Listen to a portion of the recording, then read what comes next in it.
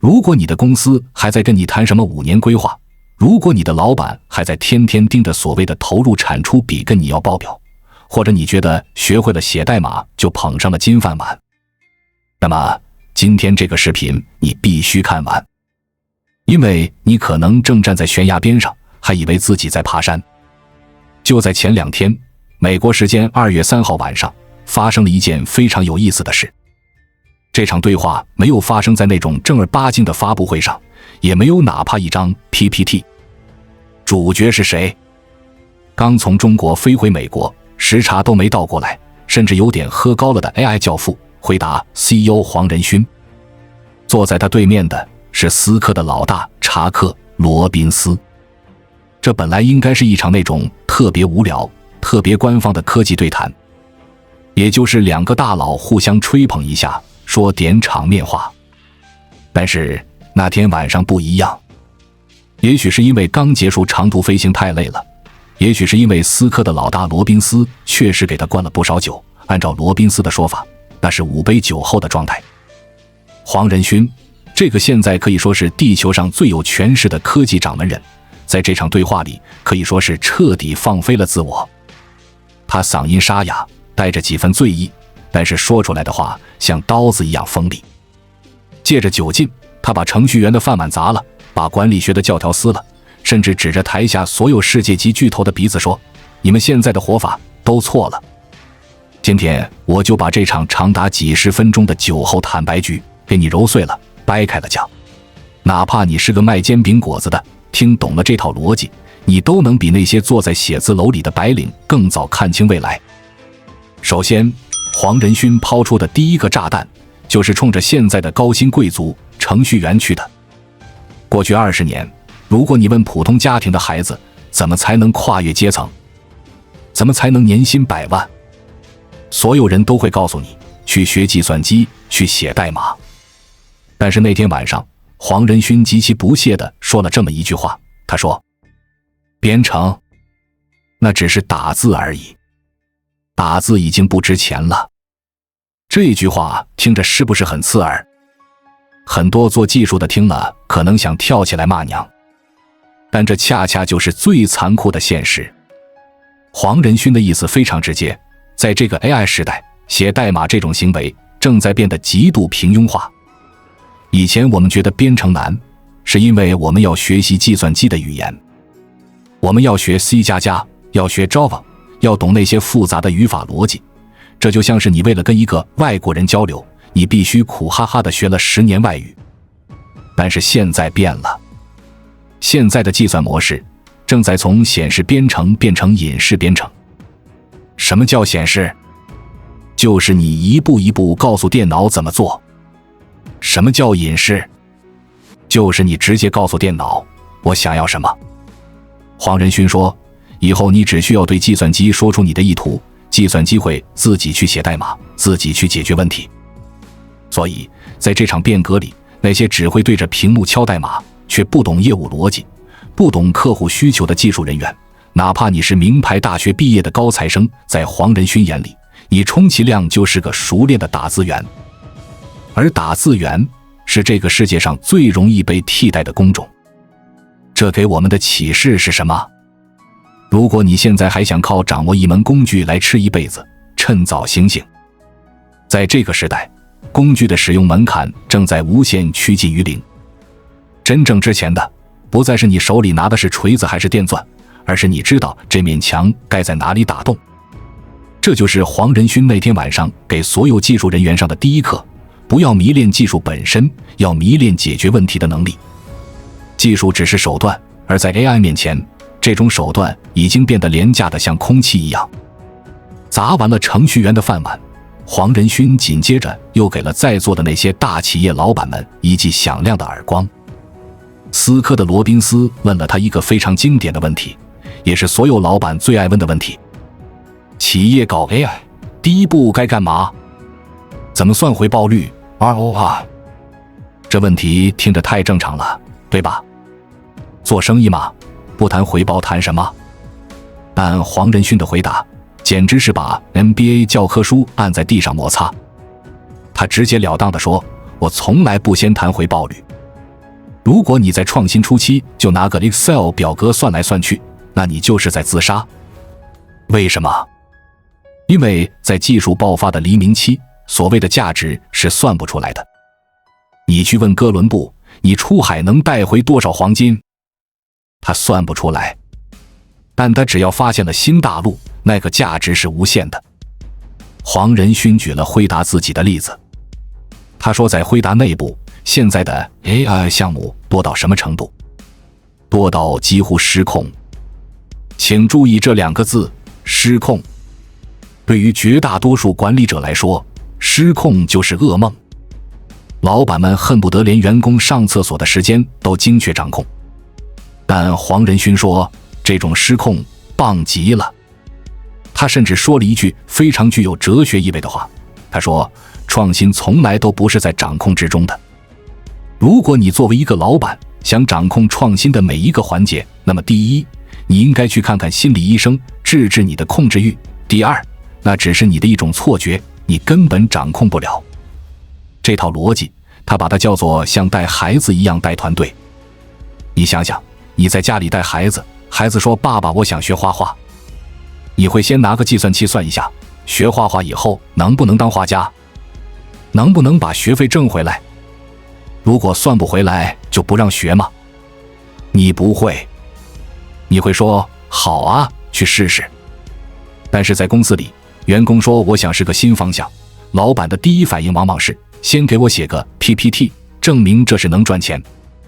黃仁勳說，這簡直毫無邏輯。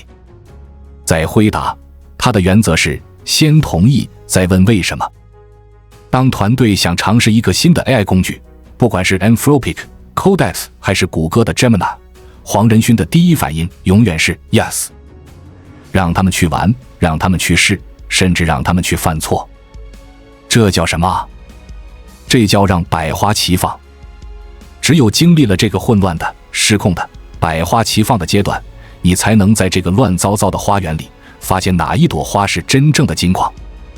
等到那個時候，你再把你所有的資源砸上去。但如果你一開始就想把花園修剪得整整齊齊，那你大概率會剪掉那株本來能長成參天大樹的幼苗。所以，這給我們的第二個啟示是，在 AI 時代，混亂不是壞事，它是創新的必經之路。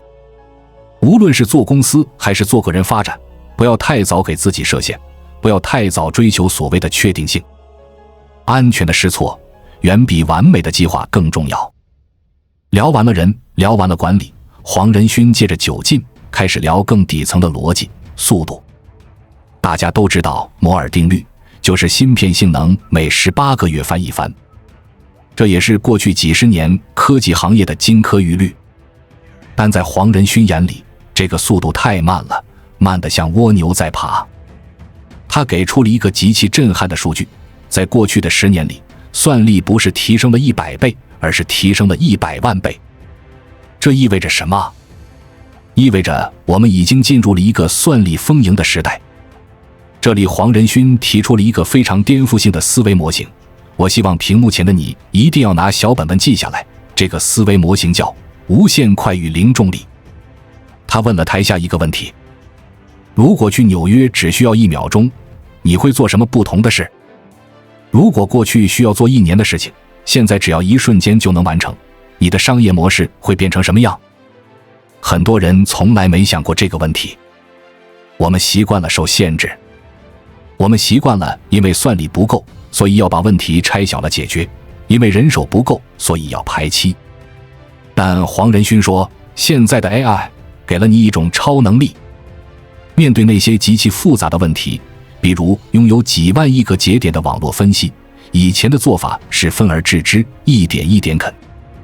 現在的做法是把整個圖都給我，多大都行，我不在乎。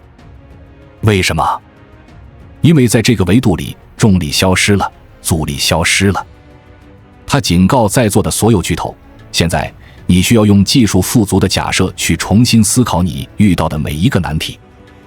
如果你不這麼做，如果你還按照舊的速度、舊的成本去思考問題，那麼你的競爭對手或者某個不知名的初創公司就會用這種降維打擊的方式，在一夜之間把你淘汰。這不是危言聳聽。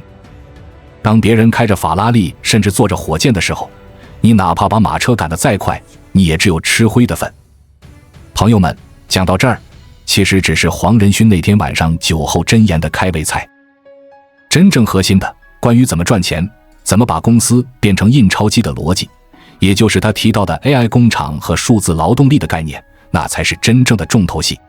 在我們进一步探索之前，我们有一个激动人心的消息要告訴大家，我們已經開通會員功能了。現在您可以加入我們的會員大家庭，享受會員專屬影片和更多獨家內容。別忘了關注才知道，並點擊小鈴鐺，我們將繼續揭示更多關於金錢的真相，祝你迅速實現財務自由。他在後面甚至直接點名了迪士尼、奔馳這些巨頭，告訴他們，你們現在的商業模式在 AI 面前脆弱得不堪一擊。那到底什麼是數字勞動力？為什麼說未來的公司不需要招那麼多人，卻能創造100倍的價值？這一部分內容非常硬核，甚至涉及到了未來10年財富分配的秘密。我把這一部分放在了視頻的後半段。喝口水，我們要進入真正的深水區了。如果你覺得前面說的砸程序員飯碗，讓公司失控已經夠刺激了，那接下來的內容可能會徹底顛覆你對賺錢這件事的理解。黃仁勳在幾杯酒下肚後，指出了一個驚人的事實：過去幾十年，所有的科技巨頭，包括思科，包括輝達自己，其實都在幹一件很 low 的事。什麼事？他在現場直接說了：我們以前就是在做螺絲刀和錘子的生意。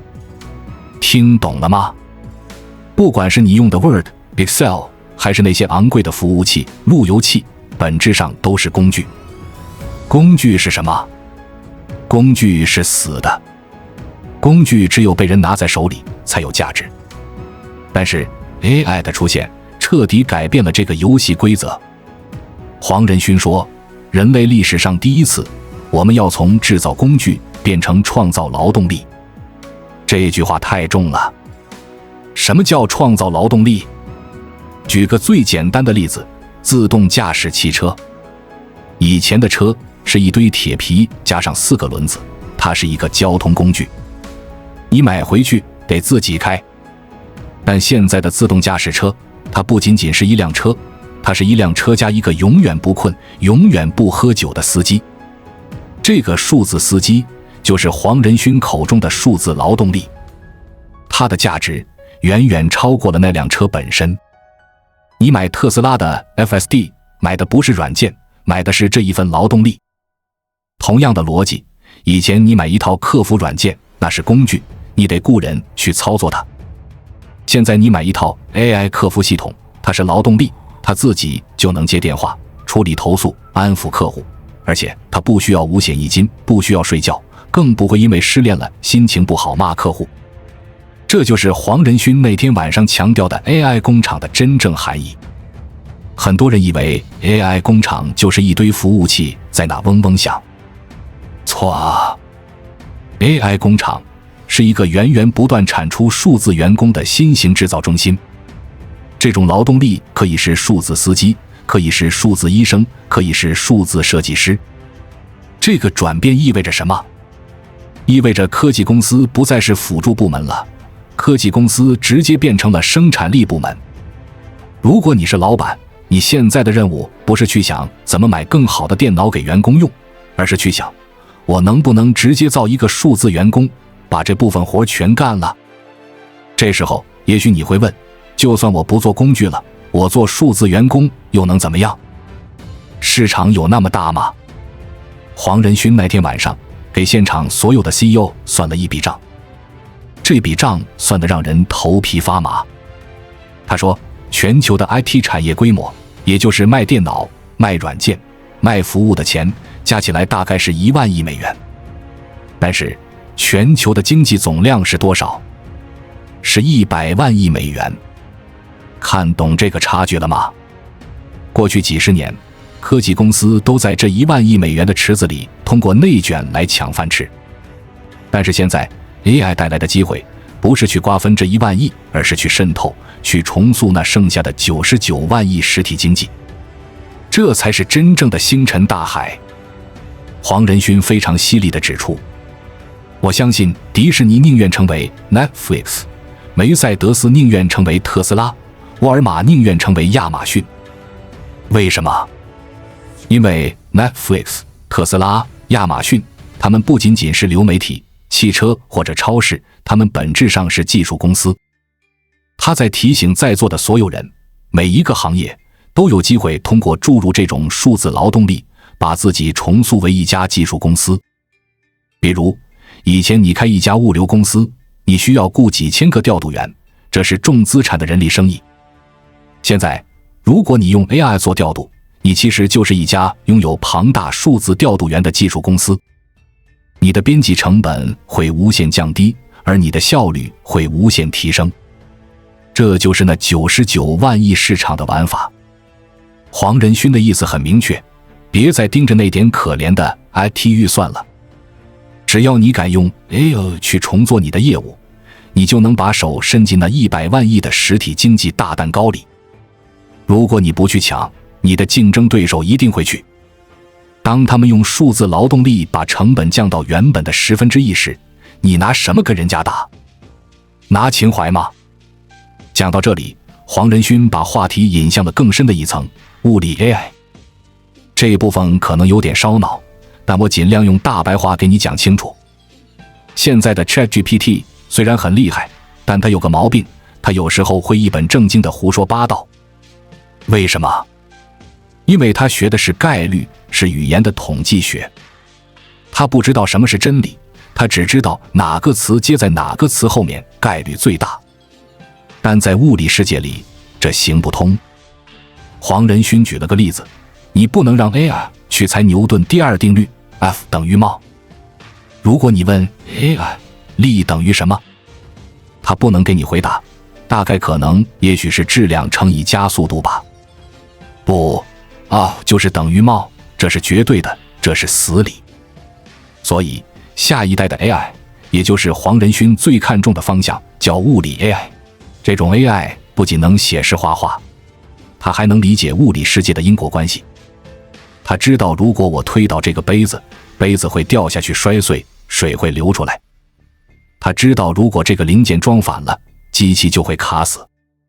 這就解釋了為什麼輝達要搞那個叫 Omniverse 的東西，還要搞機器人。黃仁勳在對話裡說了一個非常精彩的思想實驗。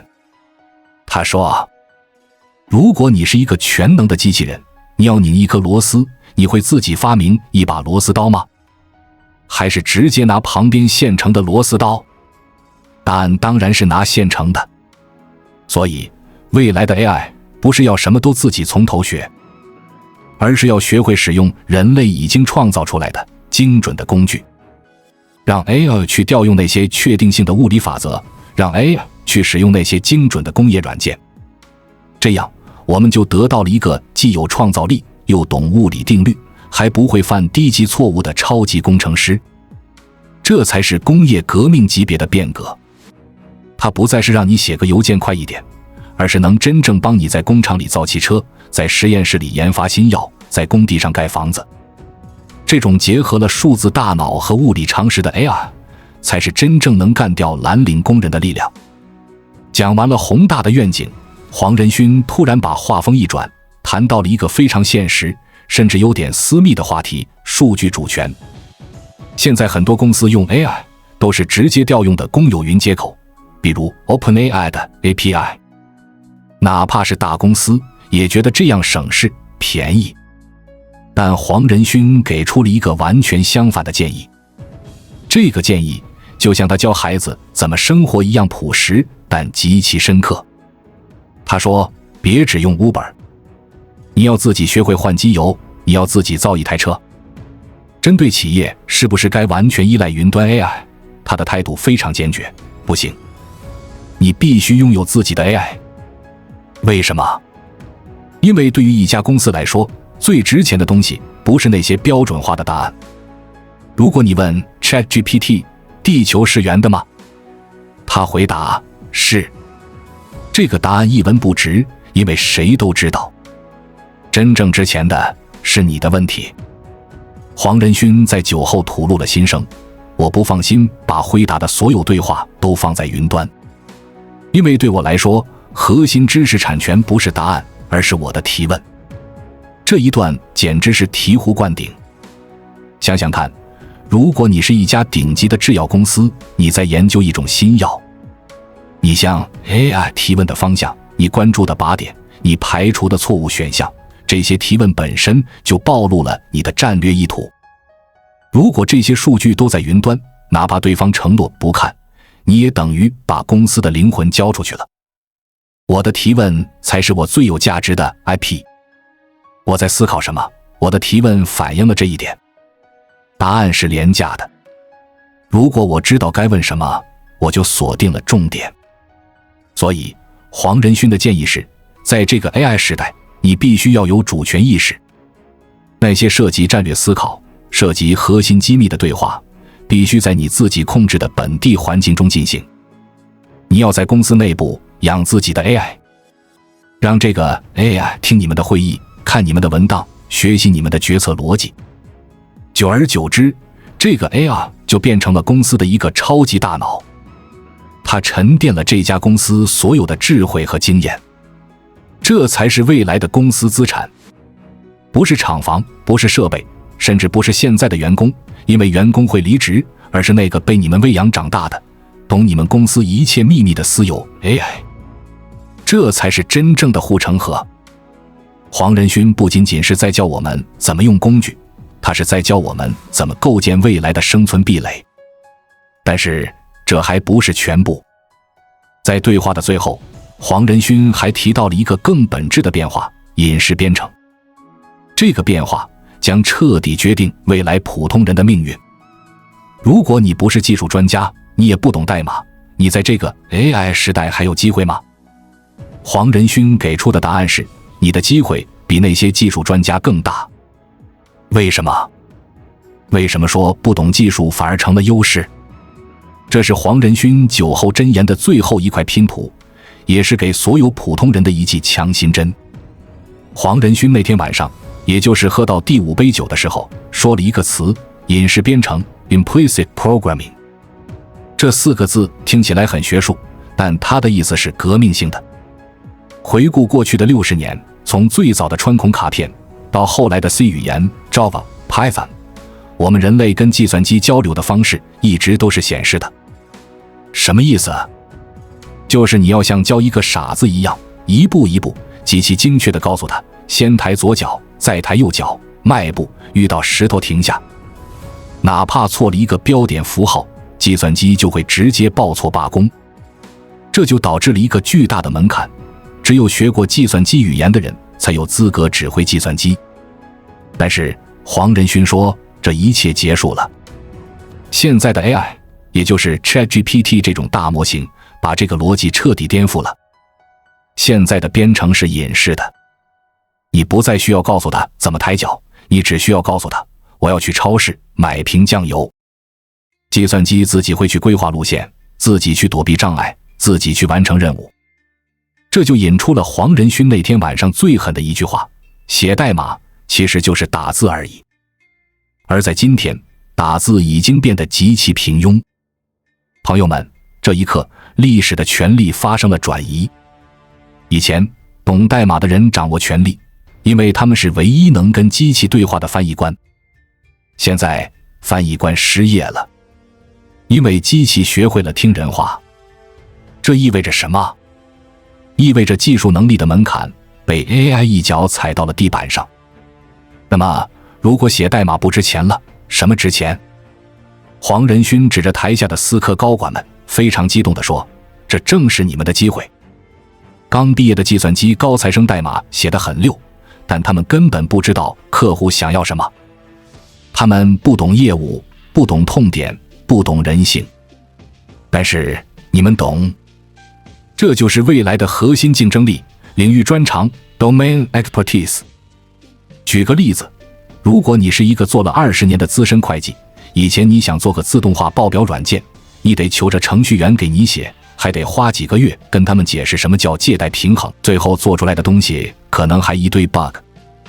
但現在有了 AI，你只需要把你那20年的會計經驗，把你對稅務的理解，通過自然語言告訴 AI。AI 就是一個不知疲倦的超級程序員，它會在幾秒鐘內把你腦子裡的想法變成代碼，變成軟件。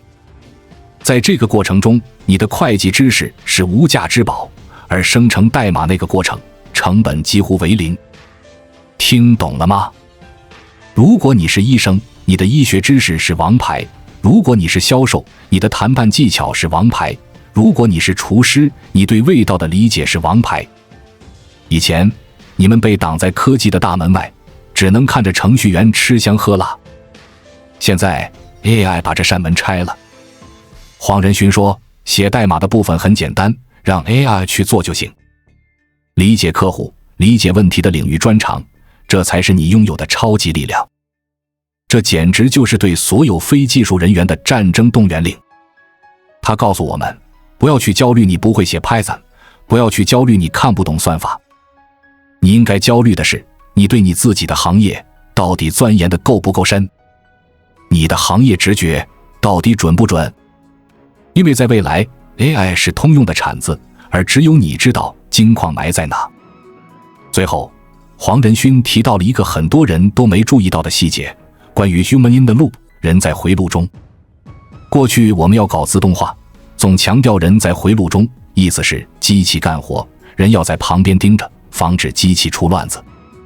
人是监工。但黃仁勳說，這個概念過時了。未來應該是 AI in the loop， AI 在回路中。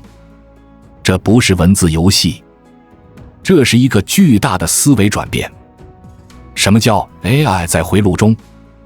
就是讓你公司的每一個員工在做每一個決策、開每一次會、寫每一個文檔的時候， AI 都在旁邊聽着、看着、學着。AI 不是來監工的， AI 是來做筆記的。黃仁勳把它描述得非常浪漫。他說，未來的公司 AI 會捕捉我們的生命經驗，這才是未來企業的終極形態。想象一下，你作為一個老員工，你在公司幹了10年，你處理過無數棘手的客戶投訴，你解決過無數突發的技術故障。這些經驗以前只存在於你的腦子裡，你退休了，帶走了，公司就損失了。但在未来，因為 AI 在回路中，你處理这些事情的過程全被 AI 學會了。AI 把你那10年的生命經驗沉澱成了公司的數字資產。哪怕你離職了，在這個特定領域，公司依然擁有一個虛擬的你，能像你一樣思考，像你一樣解決問題。這聽起來是不是有點像科幻電影裡的意識上傳？但這正是黃仁勳對未來公司的定義，一家不斷自我進化的智能體。所以他最後給所有老闆的建議是，別猶豫了，趕緊給思科打電話，趕緊給輝達打電話。這不是在賣廣告，這是在賣生存傳票。因為如果你不這麼做，你的公司就是一個雖然活着但沒有記性的組織，而你的對手正在變成一個越活越妖的超級生命體。視頻的最後，讓我們回到那個充滿了酒精味和烤肉味的夜晚。黃仁勳和羅賓斯的對話在一片歡笑聲中結束了。黃仁勳甚至還在惦記着那是他答應給羅賓斯的薯片，還有那盤沒吃到的肉串。看着台上那個有點醉意、幽默風趣的老頭，你很難想象，就是這個人剛剛按下了人類商業文明的重置鍵。這場對話之所以重要，是因為他撕開了那些商業術語的偽裝，把最殘酷的真相赤裸裸地擺在了我們面前。代碼已死，打字員沒戲了。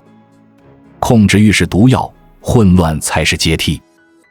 別做工具的奴隸，要做勞動力的主人。你的行業經驗是你在這個時代唯一的方舟。黃仁勳用5杯酒的代價給我們上了一堂價值萬金的課。他說，這場變革不是漸進式的，它是指數級的。這就意味着你今天晚一點行動，明天落後的距離就是108000里。現在的你可能還在糾結要不要學個 AI 繪圖，或者要不要買個 ChatGPT 的會員，但真正的玩家已經開始思考怎麼用 AI 重塑自己的整個生意邏輯，怎麼把自己變成一家技術公司。就像黄仁勳最後說的，現在的摩尔定律慢得像蝸牛。在这個光速發展的時代，最大的風險不是犯錯，而是你看懂了，卻還在原地不動。朋友們，酒局散場了，但屬於我們的戰鬥才剛剛開始。不要做那個最後才知道消息的人，哪怕是為了不被時代拋棄，哪怕是為了賺得盆滿缽滿，請記住今晚的每一個字。關注我，我是才知道，帶你解鎖更多金錢的真相。